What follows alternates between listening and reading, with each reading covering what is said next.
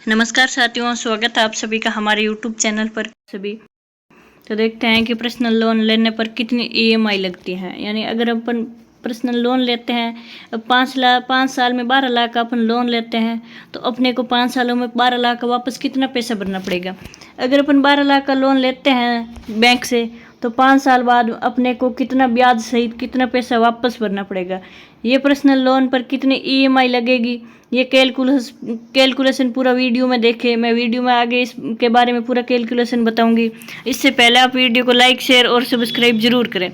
तो 5 सालों में अपन 12 लाख का कितना ब्याज भर सकते हैं, अगर अपने को लोन लेना अच्छा रहता है या नहीं रहता है, क्योंकि 12 लाख का कितना ब्याज लगेगा, ज़्यादा लगेगा या कम, वो अपन वीडियो में बात करेंगे। हमारे जीवन में सबसे बड़ी जो चीज़ है वह सिर्फ पैसा है, क्योंकि पैसों के अलावा हम कुछ भी नहीं कर सकते। आजकल जो लोग काम कर रहे हैं वह सिर्फ पैसों के लिए कर रहे हैं।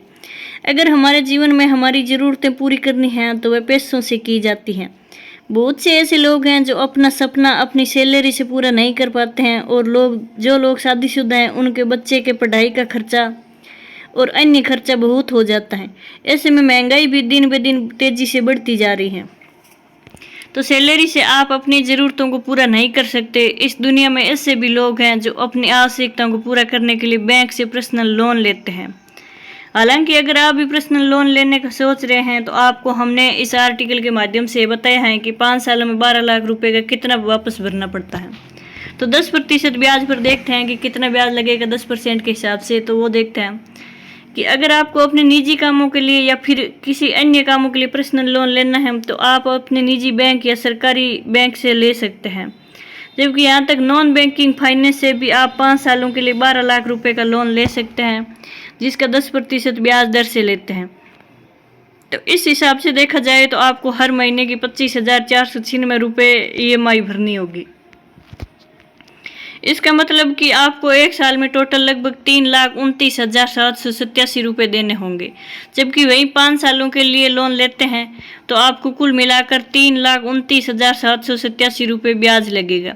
यानी इस हिसाब से आपको प्रिंसिपल अमाउंट और ब्याज मिलाकर दोनों 5 सालों में बैंक को 15,29,787 रुपये लौटाने होंगे।